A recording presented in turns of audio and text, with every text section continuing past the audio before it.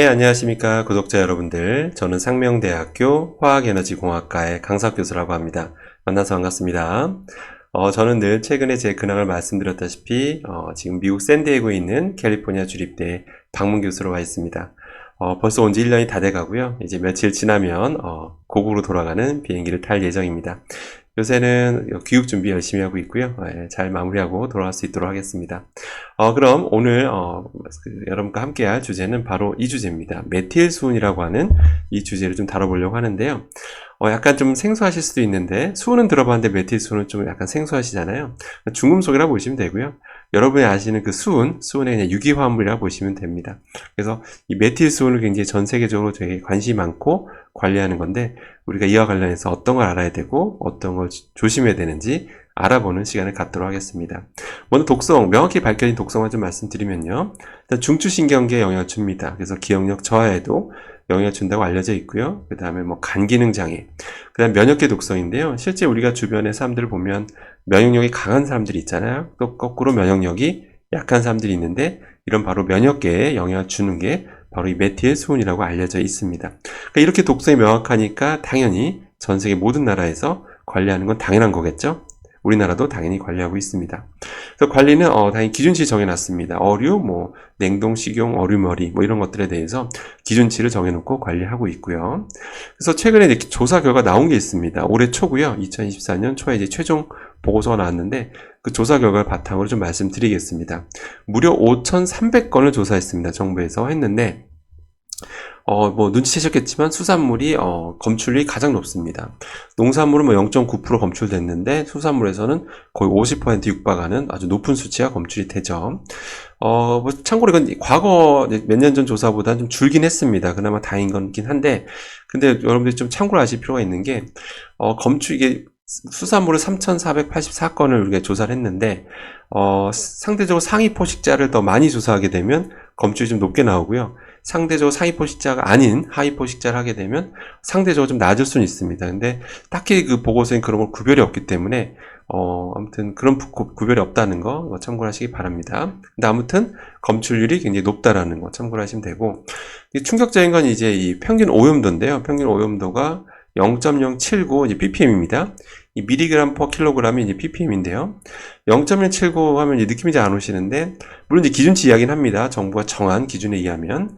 근데 농산물하고 한번 비교를 해보세요. 농산물과 비교해 보면 무려 평균 오염도가 500배도 아니고 1580배가 높은 수치라는 것을 아실 수가 있습니다. 그래서 이 자료만 그냥 단순히 놓고 보면 아무래도 좀 채식 비율이 높으신 분들, 그러니까 농산물 섭취가 상대적으로 더 많으신 분들은 상대적으로 메틸수은에 노출될 가능성이 낮은 거고, 상대적으로 수산물 섭취가 좀 많은 분들이 메틸수은 노출이 더 많다라는 건 여러분들이 쉽게 아실 수가 있겠죠. 그래서 오염도 상위를 좀 살펴보면요, 정부에서 이번에 그 조사를 다 마쳤는데요. 가장 높은 게 황새치였고요. 청새치. 근데 우리가 일상적으로 흔히 접하는 어류는 아니잖아요. 근데 눈여겨볼 게 상어입니다. 상어가 굉장히 높게 나오죠. 근데 상어는 여러분들이 나는 상어 요리 안 먹는데 이렇게 생각하실 수가 있는데요. 실제 여러분 상어 드십니다. 언제 드시냐면 회덮밥 드실 때 상어를 드시게 돼 있습니다. 회덮밥 하면 상어가 아니라고 생각하시는데, 예전에 어떤 무슨 탐사대인가? CSI 탐사대인가? 아무튼 그런 프로그램에서 조사를 했는데 꽤 많은 회덮밥에 이 상어가 쓰이고 있다라는 게 이제 밝혀졌었죠. 그래서 여러분들 회덮밥 드실 때 상어 드실 가능성이 높다라는 거 참고를 하시면 되고요. 참다랑어, 주로 다랑어류가 참 많다는 거 눈치채셨죠? 그래서 이 가다랑어, 이거 좀 눈여겨보셔야 됩니다. 자, 그럼 오염도 노출량인데요. 그러니까 얼마큼 오염됐는지, 그 다음에 많이 오염됐다 하더라도 노출이 별로 안 되면 우리가 걱정할 필요가 없는 거잖아요. 근데 오염도도 높고 평균보다 높고 노출량도 평균보다 높은 걸 우리가 눈여겨봐야 되는데, 그게 바로 아까 보였던 것처럼 다랑어류라는 겁니다. 다랑어류가 물론 기준치 이하긴 하지만 상대적으로 이제 높은 오염, 평균보다 높고 노출량도 많다라는 거죠.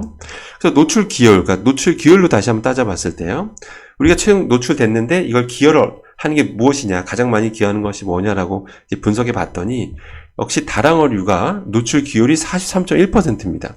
그러니까 여러분들이 뭔가에 노출됐다면 거의 절반 가까이가 바로 다량어류가 여러분한테 기여하고 있다라고 보시면 되는 건데, 이게 다 압도적 1등입니다. 2위하고 차이가 너무 심해요. 그러니까 결국 가장 기여를 많이 하는 건데도 유독 좀 기여율이 압도적이다 이렇게 보시면 됩니다.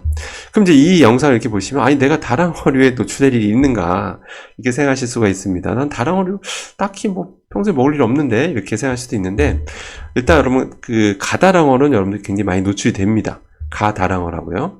역시 나는 아닌데 라고 생각할 수가 있는데요. 가다랑어는 쉽게 얘기해서 참치 통조림이 쓰이는 거다라고 보시면 됩니다. 그러니까 우리나라 참치 통조림 만들 때 가장 많이 쓰이는 어류가 가다랑어입니다. 그러니까 여러분들이 참치김밥을 드셨다.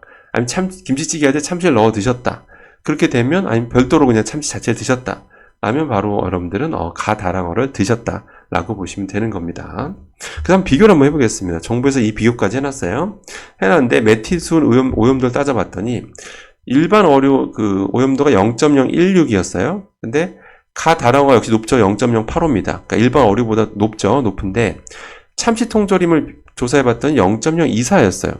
이걸 보면 뭐 일반 어류보다 좀 높고 뭐 가다랑어로 만들었지만 뭐 많이 낫네 이렇게 뭐 괜찮네 이렇게 생각할 수가 있는데 근데 이거 여러분들이 좀 보충 설명이 좀 필요합니다. 참치 통조림은 참치만 들어있는 게 아니에요. 그러니까 가다랑어만 있는 게 아니죠. 실제로 기름은 식용유 같이 넣죠. 보통 까놀라유를 많이 씁니다. 그래서 기름이 채워져 있잖아요. 그게 까놀라유가 많아요. 그러니까 그거랑 같이 그러니까 참치 통조림 할 때 그거를 같이 그 내용물 꺼내서 하니까 그 기름들이 그 까놀라유가 같이 들어있는 거잖아요. 그 다음에 이 까놀라유가 희석하는 효과를 발휘합니다. 희석이 됐다는 얘기예요. 그렇기 때문에 만약에 기름을 다 제거하고 다 빼고 순수하게 그 내용물만 가지고 비교를 했다면 이 가다랑어 수치랑 완전 똑같진 않다 하더라도 이 가다랑어에 준하는 굉장히 높은 수치가 측정될 가능성이 굉장히 높습니다. 확실합니다. 까놀라유에는 메틸수은이 거의 없기 때문에. 그러면 이번 정부 입장을 한번 알아봐야 되겠죠. 정부 입장의 경우에는 보시는 것처럼 일단 그 단일 독성 기준으로, 그러니까 우리가 지금 메틸수은에 노출이 돼 있는 건 맞잖아요. 돼 있는데 이것을 단일 독성 기준으로 봤을 때는 뭐 괜찮다는 수준 입장이에요. 근데 물론 그건 단일 독성 기준으로 한 거예요. 다른 어떤 유해성 있는 물질을 종합적으로 보고 괜찮다고 말한 건 아니라는 것도 여러분들 아실 필요는 있습니다. 근데 단일 독성으로만 메틸수은 그 자체만 놓고 봤을 때도 정부의 입장은 시각처는 극단 섭취자 중에서도 이제 민간 계층들은 이제 이런 해양 어류 섭취에 주의가 필요하다라는 그 입장이라는 것도 여러분들 아실 필요가 있고요. 그다음에 역시 이런 다랑 어류 등 해양 어류의 섭취량 조절에 대한 지속적 권고가 필요하다라고 그런 입장을 발표한 바 있고 앞으로도 계속 수은 노출량을 이제 관리하겠다라는 그런 입장입니다. 자, 그럼 이제 방법을 대해서 알려드려야 되는데요. 이렇게 보면 여기까지만 우리 영상을 보면 이제 뭐 우리가 메틸수은에 가장 노출되는 경로가 가다랑어인데 주로 노출되는 게 가다랑어인데 이제 그게 주로 이제 참치 통조림을 통해서 들어온다라는 거잖아요. 그럼 뭔가 이제 선물 들어오면 다 갖다 버려야 될 것 같고 뭔가 참치 김밥은 절대 먹으면 안 될 것 같고 뭐 이런 생각이 드실 수도 있잖아요. 근데 그래서 말씀드리면 방법을 제가 알려드리겠습니다. 여러분들 이제 참치캠 같은 걸 이제 드실 때 캔 뚜껑 딴 다음에 저런 이제 이걸 어디다 이 자체를 붓잖아요. 어떤 김치찌개 하실 때 그대로 부으실 수도 있잖아요. 붓게 되면 이게 팔팔 끓이게 되면 그 안에 있는 메틸수은이 좀 빠집니다. 국물 쪽으로 빠지게 되고요. 그래서 그런 상태에서 그 요리를 주로 이제 건더기 위주로 드시는 거죠. 우리 식습관이 주로 이제 뭔가 국물까지 다 먹어야 먹은 것 같잖아요. 근데 그런 것보다는 주로 내용물 위주로 드신다든지 끓인 음식에 한해서는요. 근데 예를 들어서 집에서 참치김밥을 만들어 드신다. 아니면 그 참치 자체에 드신다라고 했을 때도 저 내용물을 꺼내가지고 이제 물에 담가서 최대한 물에 씻는 겁니다. 물에 계속 씻고 좀 물에 좀 오래 담가 놓는 거예요. 그 상태에서 물론 좀 맛은 살짝 지금 부드러움은 좀 떨어져요. 그렇게 하면. 그래도 그렇게 하게 되면 좀 메틸수은 양을 확 줄일 수가 있다라는 거. 그러니까 드실 때 참고하시기 바랍니다. 그다음 제가 과거 영상에서 저는 이제 이런 캔 통조림 제품을 가급적 안 먹는다. 이렇게 제가 말씀드렸었잖아요. 근데, 그거는 제가 이제 내부 코팅제 기준으로 말씀드린 거거든요. 근데 그 코팅제에서 나오는 어떤 그 성분들도 아까 제가 방금 말씀드린 대로 이런 뭔가 끓여서 드실 때 이제 국물 드시지 않는다든지, 그 다음에 여러 차례 좀 씻거나 이제 물에 좀 오래 담가 놓는 방식들을 이용하게 되면 그런 유해 물질들도 노출될 가능성을 확 낮출 수 있다는 것도 여러분들 참고하시기 바라겠습니다. 예, 굉장히 큰 도움이 될 겁니다. 자, 결론입니다. 여러분들 주로 오늘 메틸수은에 대해서 알아봤는데요. 굉장히 유해한 거고 최대한 노출 안 되면 제일 좋은 겁니다.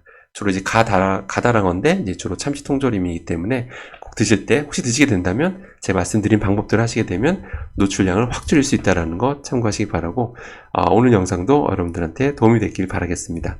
오늘 영상 여기까지 하도록 하겠습니다. 이상입니다.